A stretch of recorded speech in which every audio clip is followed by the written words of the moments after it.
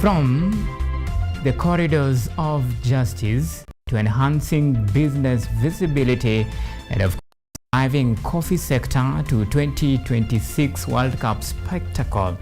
My goodness, what a lineup we have lined up for you tonight on the KUTV Primetime News. Good evening and many thanks for joining us tonight. We have much and more lined up for you in our subsequent bulletin, and this is what to expect in the next 30 minutes or so.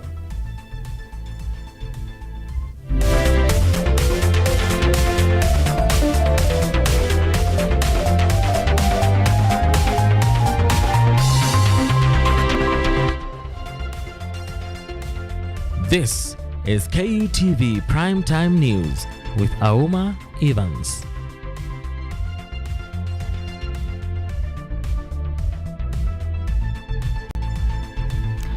Our sign language interpreter tonight is Joy Mtava. Remember, you can follow this broadcast on all of our social media platforms.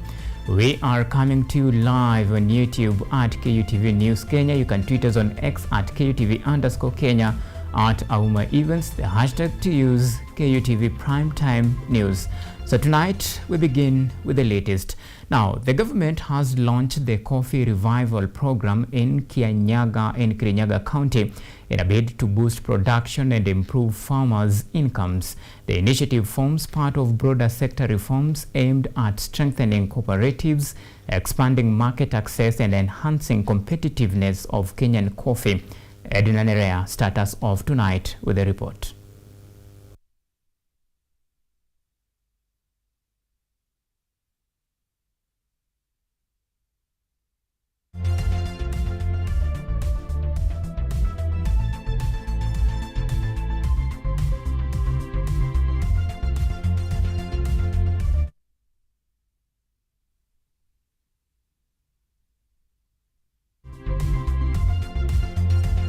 With officials saying the initiative, coffee farmers are expected to benefit from a new government drive following the launch of the Coffee Revival Program in Kirinyaga County. With officials saying the initiative will boost production, increase earnings, and strengthen cooperatives. While speaking during the event, President William Ruto said the government is committed to restoring the profitability of the coffee subsector through ongoing reforms, adding that farmers must receive better returns for their produce as efforts to boost production and strengthen cooperative movements gather pace. Tunaanza ukurasa mpya kwa sekta ya kahawa na kwa kilimo na wakulima wa taifa letu la Kenya. Mpango huu wa kufufua kupitia kahawa kupitia kwa vyama vya ushirika ama cooperatives una lengo moja, kuhakikisha ya kwamba mkulima anapata pesa zaidi. President Ruto also urged leaders to prioritize the interest of citizens, stating that finance bill is designed to expand resources and development opportunities and should not become subjects of political contestation. Sasa wewe umetumwa na hawa wananchi wa kahawa, uende bunge usimamie mambo yao pale. Kwa hiyo bill mimi na sign kesho, ambayo wewe unapinga, iko pesa ya kahawa, iko pesa ya mbolea, iko pesa ya kusaidia wananchi wako, na wewe umeenda kuambiwa story na watu ambao hawajui nini inaendelea, wanakuambia ati uende upinge. Hiyo ni kukosa akili ama ni kuwa na akili sijui aina gani? Sio, ni upuzi mkubwa sana. Leaders at the event said ongoing reforms in the coffee sector are aimed at eliminating cartels, ensuring timely access to subsidized farm inputs, and restoring profitability for farmers across the country. Na nipongeze kaunti zetu kwa kuendelea kukuza kahawa, na pia zile kaunti ambazo zimeanza kukuza kahawa, karibuni. Na nikupongeze rais kwa kupanua ukuzi wa kahawa katika nchi yetu. Now we have 35 counties out of 47 which are growing coffee. Very soon, coffee is going to be the cash crop of Kenya. They also welcome the rollout of coffee sector interventions, saying increased access to farm inputs, extension services and financing will help raise production and improve farmers' earnings. Is a reaffirmation, Your Excellency, of your commitment to restoring coffee as a key driver of economic growth, prosperity, and dignity for our farmers. Coffee remains one of the most economic pillars in Kenya, and particularly in Kirinyaga County. Mwenyewe ulidirect ukasema ya kwamba Kenya haifanyi vizuri kwa mambo ya kahawa, na ungetaka kahawa itoke zile tani 50,000 mpaka 150,000. The Coffee Revival Program now shifts focus to implementation, with farmers expected to benefit from increased production, better returns and expanded market opportunities. Edna Nerea, KUTV, Nairobi. Thank you, Edna Nerea, for that comprehensive reporting. Now, the government has reaffirmed its commitment to improving service delivery to citizens through the ongoing public service reforms aimed at enhancing efficiency and accountability. And as Fatma Mwinyi Hamisi reports, these reforms are being implemented within a modern working environment driven by technological advancement and innovation. That is according to Public Service Cabinet Secretary Geoffrey Ruku. Cabinet Secretary for Public Service, Human Capital Development and Special Programs, Geoffrey Kiringaruka, has urged public servants across the country to uphold accountability, integrity, and professionalism in the discharge of their duties. Success will depend on strong cooperations among national governments, county governments, development partners, the private sector, the research institutions, civil society organizations, and local community. The government remains committed to strengthen service delivery through the adoption of technology and innovation. This is as he commemorated African Republic Service Day in Kenya. These realities call for a new approach to governance and that prioritize resilience, sustainability, innovation, and long-term planning. We must therefore continue investing in water security, environmental conservation, government protection, sustainable infrastructure. Meanwhile, Principal Secretary in the State Department for Public Service and Human Capital Development, Dr. Jen Kerry, said that protecting workers' rights and creating safe and respectful workplace are the key pillars in the strengthening the public service. Indeed, water is not merely a resource, it is the foundation of life. Health, dignity, food, security, environmental stability, and economic prosperity.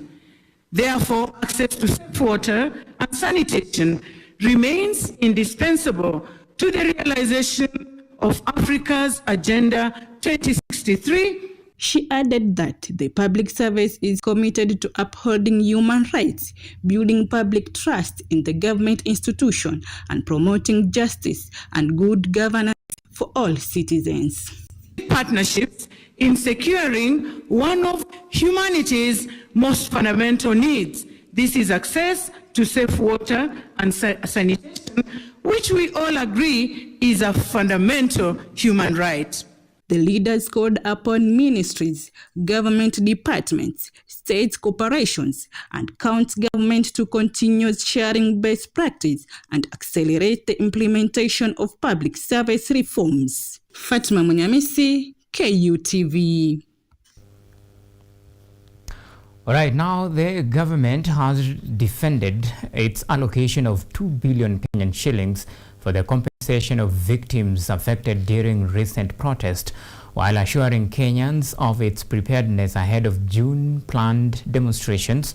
The government has at the same time condemned the use of hired goons in political activities and reaffirmed their commitment to ongoing housing infrastructure projects despite criticism from the opposition. Edward Nyamu reports. The government in its report has stated that the 2 billion set aside for compensation will support individuals and families affected by violence and demonstration witnessed during past protests. According to government spokesperson, officials maintain that the fund is part of the efforts to restore livelihood and promote national healing. The government reaffirms its commitment to justice and social protection through a compensation framework for human rights violation victims, including those affected by protests from the 2017 to 2026. Compensation for protests will begin soon, as will be directed by the head of state, His Excellency President William Ruto, the head of state and head of government. This demonstrates a timely, fair, and transparent response to past hardships. This program is called Uwiano. It's about restorative justice, not retribution. On security matters, government spokesperson Isaac Mwaura has assured Kenyans that security agencies are fully prepared ahead of... With unfounded claims that investments may be forfeited following a change in government. Nothing can be further from the truth. We want to call out those leaders who are trying to use this to win their political base and support. They are outright liars and naysayers. People who are unpatriotic, who are only doing that for their own selfish gains. These assertions are misleading. The government has further defended ongoing developments around Nairobi National Park. According to Mwaura, the project in question is aimed at expanding an orphanage facility and will be undertaken within legal and environmental guidelines. Kuna watu wamekuwa akisema kwamba eti tunapunguza buga la wanyama la Nairobi National Park. La hasha. Ile orphanage ambayo iko pale ni ndogo. Sasa inasongeshwa iongezewe ekari ya ardhi, ekari 76, na itasongeshwa kilomita 1.5 ili iwe karibu na ile Bomas International Convention Center. Edward Nyamu, KUTV.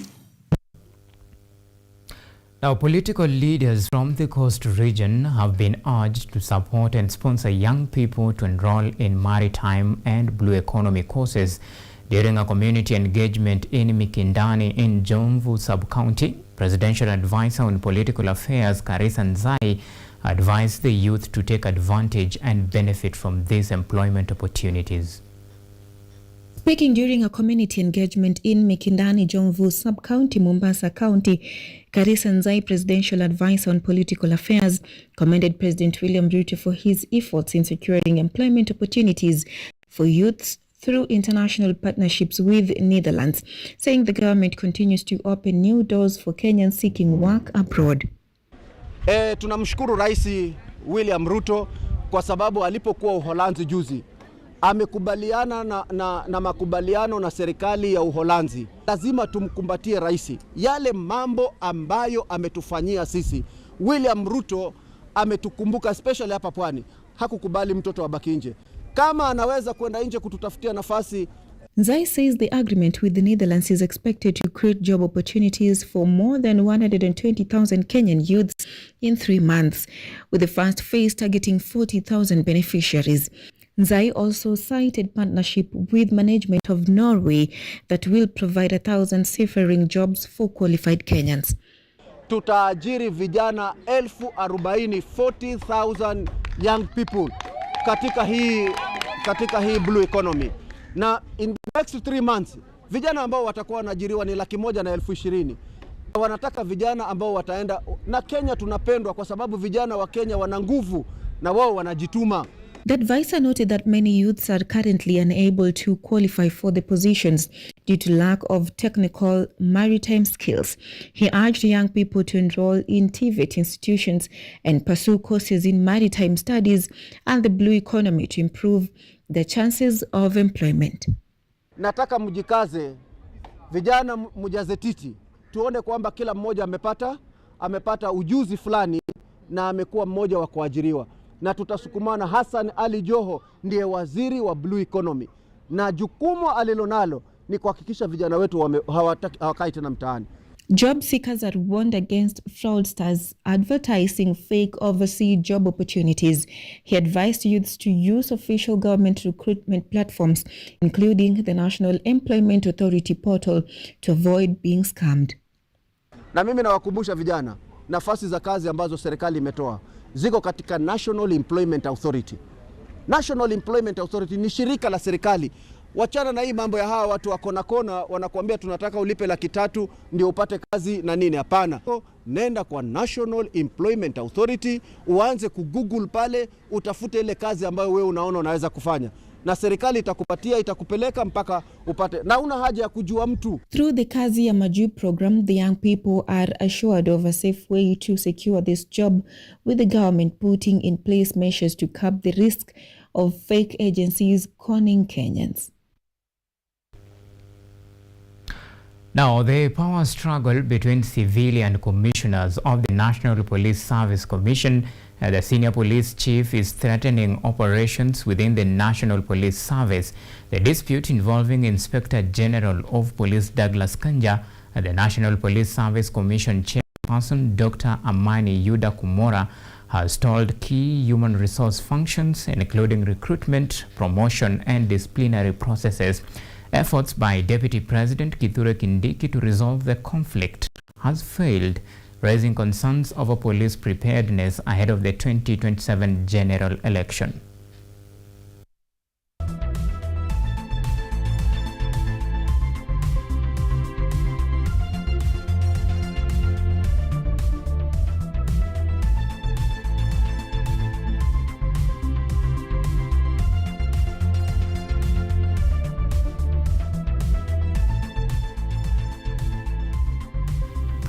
Alright, so that story takes us to our first break here on KUTV Primetime News. Remember, we still have much and more lined up for you after the break. Alright, so that is in regard to the ongoing wrangle between the two powers within the National Police Service, pitting Inspector General of Police Douglas Kanja and the National Police Commission in regard to key roles, that is recruitment and of course the disciplinary action that involve the function and the mandate of the National Police Service. So that story takes us to our first break here on KUTV Primetime News. Remember, still have much and more lined up for you after the break.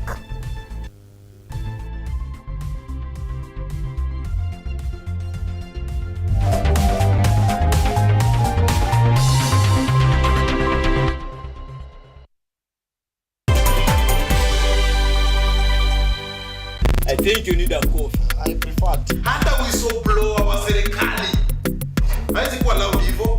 Are you even a Gen Z? No, the problem with you people is that you fear facts. Oh, thank you to all my top gifters. Tap the screen, tap.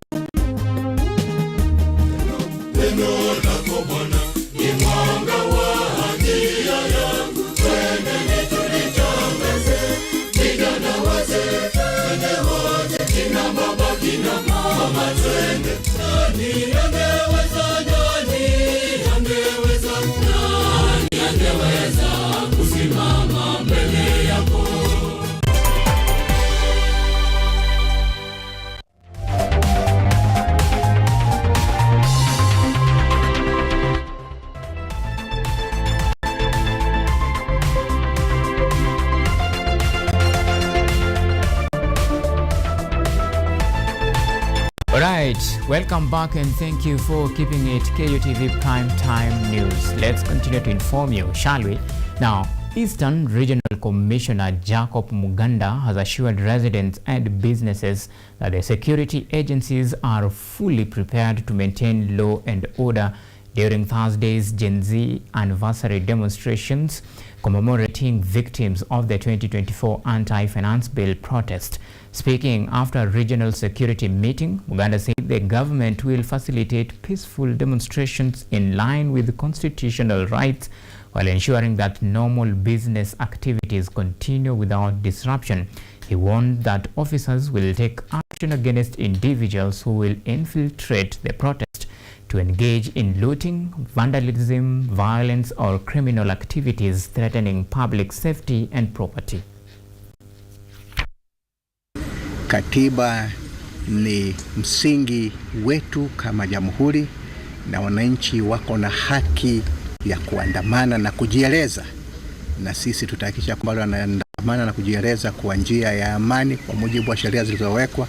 Mwanzo kabisa wanapewa ulinzi wa askari ili wajieleze vilivyo. Lakini kumekuwa na uhuni, mara magenge yanajumuika na wale watu wahuni, wanaingia pale, wanachoma miundo msingi, barabara, wanavuruga usafiri, wanazuia wengine kufanya shughuli zao, wanavunja maduka, wanavunja mahoteli na kula maamri na vyakula vya watu ambao walikuwa wameweka vitega uchumi vyao. Now let me take you to Mombasa County. Now businesses in Mombasa are set to benefit from new digital addressing program aimed at improving visibility and access to markets. The initiative, launched by the Kenya National Chamber of Commerce and Industry, that is Mombasa chapter, seeks to help enterprises become easier to locate and connect with customers through digital technology. Yvonne Shirisha with the full details. Anwani yangu Mombasa Business Mapping and Digital Discoverability Campaign Program is set to provide businesses with verified digital addresses, mapped location, and digital profiles. Officials say the system will reduce the challenges caused by unclear direction that have long affected trade and service deliveries in many parts of the country. Anwani yangu gives every business an address, an identity, and much needed digital presence. It is Kenya's first comprehensive business addressing system that provides businesses with 1. A verified digital address, 2. An accurately mapped out location, 3. A professional business profile, and 4. A trusted identity through a unique QR verification code. The project will be implemented through a partnership with Nextray Africa Limited, using geographical information system, digital registers, and automated addresses to create a reliable business directorate. Small and medium-sized enterprises are expected to benefit the most, particularly those operating in informal settlements and faster-growing trading centers. As our technical infrastructure partner, they bring world-class capabilities in GIS mapping, digital registries, QR verification systems, and of course, scalable digital platforms. This collaboration represents more than just technology. It represents a shared commitment to empowering businesses, strengthening enterprise growth, and creating opportunities for every entrepreneur. According to KNCCI Mombasa chapter chairman Abdul Jamal, the initiative will increase business visibility, attract more customers, and improve access to investment opportunities and financial services. Anwani yangu ensures that every biashara, regardless of its size, becomes visible, accessible, and of course trusted.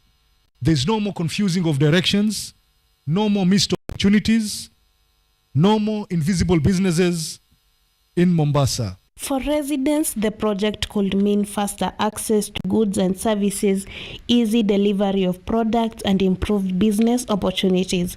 As more enterprises join the digital directory, Mombasa may take another step toward a more connected economy where no business remain hidden from potential customers. Yvonne Shirisha, KUT. Now, residents of Chani Ward in Mombasa County have raised concerns over land injustices and gender-based violence during free legal and clinic organized by Advocate Fatma Barayan. The outreach targeted low-income communities affected by land dispute, succession cases, workplace injuries, and pension delays. Barayan said the program responded to cases and helped over 200 people. Court cases and alleged land grabbing by developers continue to deny them justice. The initiative aims to provide legal guidance and improve access to justice for vulnerable communities in Mombasa County. Na lengo langu hili kufanya hii legal clinic ilikuwa hususan kwa masuala ya unyanyasaji wa kijinsia, lakini pia na masuala mengineo ya sheria. Na nimekuja hapa Chaani leo kwa wale ambao nimewasikiza, nimeona kwamba matatizo mengi. Maana the land ilikuwa ni block na baba zangu walikuwa bado alikuwa hajafanya land succession. Sasa sisi watoto tulikuwa tunataka kufanya, na wakati katika harakati tunataka kufanya, wale wenye pesa katika mamangu ambaye ni mjane walikuwa wanataka kutumia mama mjane, hasa anayeview anavai for MP, anatumia mama mjane, anajengea, anapatia pesa, anachukua. Sasa ilikuwa ni njia ambayo alikuwa anataka kuchukua paka hii sehemu.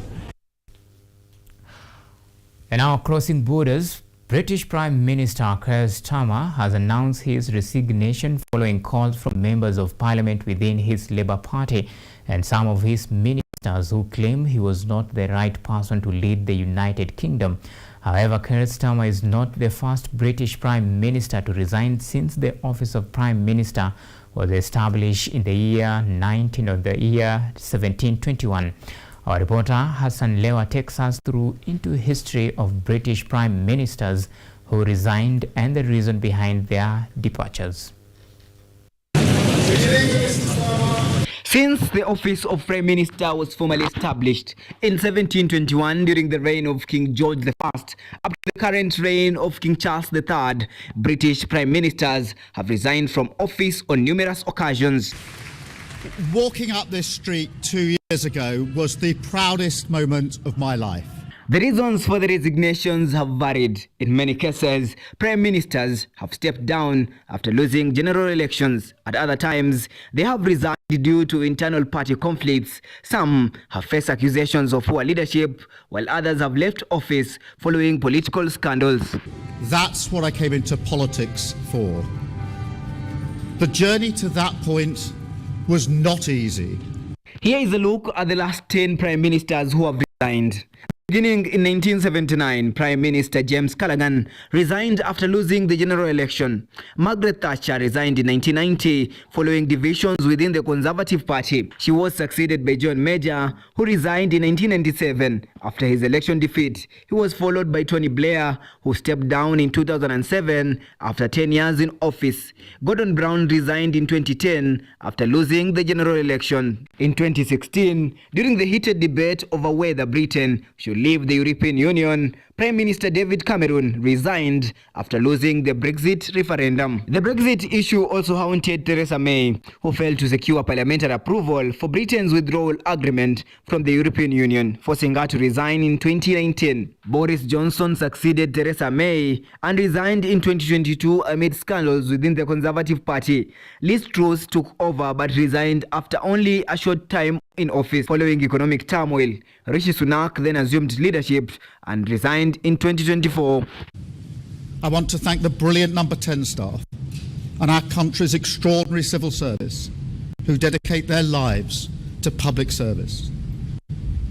And when I leave the biggest job in the country, I shall spend more time on the most important job, being the best husband I can to my fantastic wife Vic, who has been a rock by my side through good times and bad, and being the best dad I can to my beautiful children, who are my pride and my joy. Thank you very much. And now, Keir Starmer has also announced his resignation following his Labour Party election defeat and growing loss of confidence among members of parliament within his party. Hassan Lewa, KUTV. All right, now we are due to our second break here on KUTV Primetime News. Remember, when we come back next, it's all about motorsports. See you on the other side of the bulletin.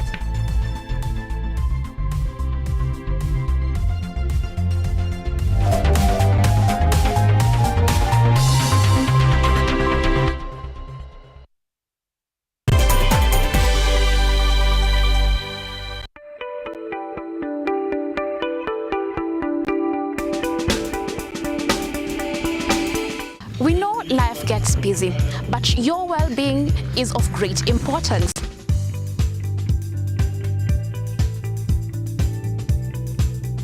At KUTV's Focus on Health, we cut through the clutter, bringing you expert advice to keep you well informed for your well-being and that of your family. Every Thursday, 7:30 p.m., join me, Yvonne Kemuma, as we bring you health and wellness right at home.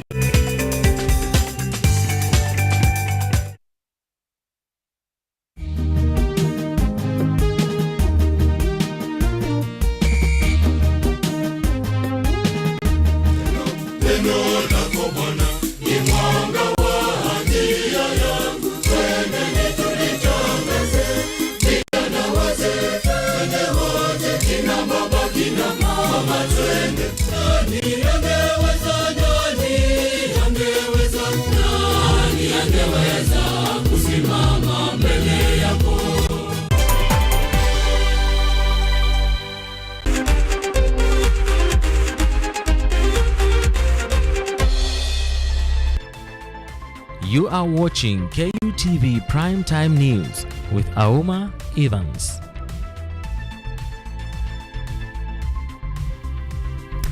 Right, now it's time for the latest update in the world of sports. Now, the National Assembly Speaker Moses Wetangula has called for speedy completion of stalled rehabilitation of Masinde Muliro Kandui Stadium, saying the facility will play a critical role in nurturing sports talent and positioning Bungoma County as a regional sporting hub. Speaking after an inspection tour of the stadium on Monday alongside Cabinet Secretary for Youth Affairs and Sports Salim Vuria, Speaker Wetangula welcomed the ministry's commitment to complete the project by October this year. During the visit, the leaders reviewed progress on the rehabilitation works, assessed pending tasks, and received the timeline on the completion plan.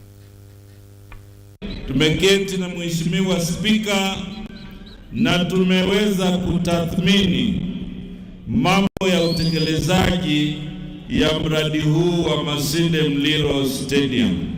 Na katika mazungumzo yetu tumeweza kuelewana kwamba uwanja huu uweze kukamilishwa na kutumika kufikia mwezi wa Oktoba.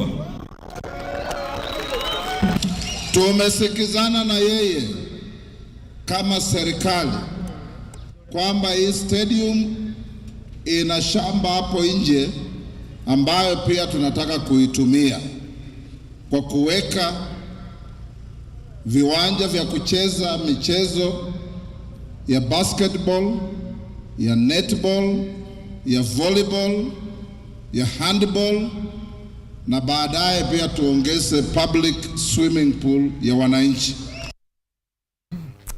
All right, now let's switch gears to modern sports. Now, Spain strolled to 4-1 victory over Saudi Arabia in Group H as Mikel Oyarzabal bagged a brace to help Luis Del Fonte's side to find their groove after underwhelming World Cup opener. In other matches played in Group H, Cape Verde continued with their World Cup fairy tale as they held 2-2 times champion, that is Uruguay, to a thrilling draw in Miami. In tonight's fixture, France will be hoping to bag all 3 maximum points to fancy their chances of progressing to the knockout phase when they face off Iraq in Group I.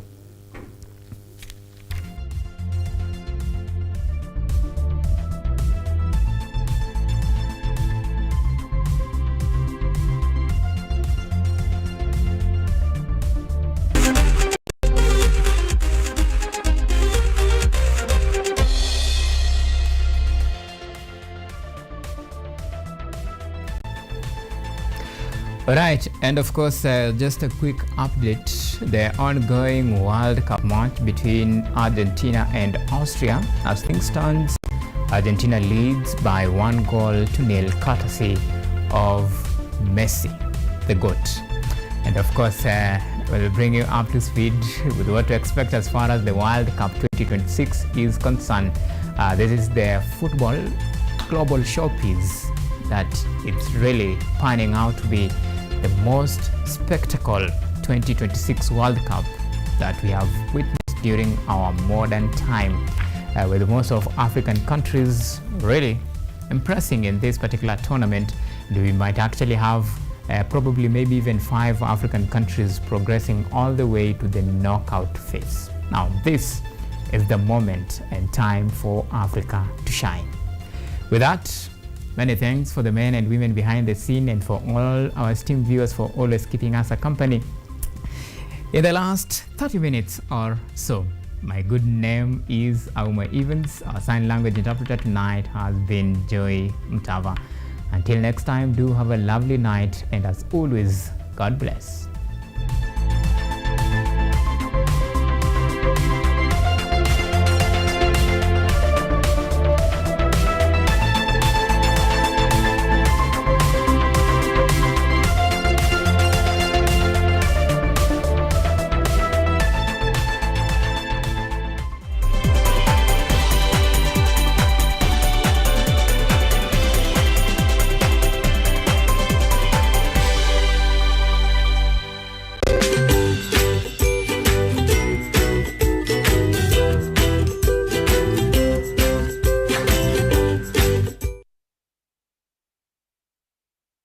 I think you need a coffee. I prefer tea. Hata whistleblower wa serikali haiwezi kuwa loud hivyo. Are you even a Gen Z? No, the problem with you people is that you fear facts. Oh, thank you to all my top gifters. Tap the screen, tap.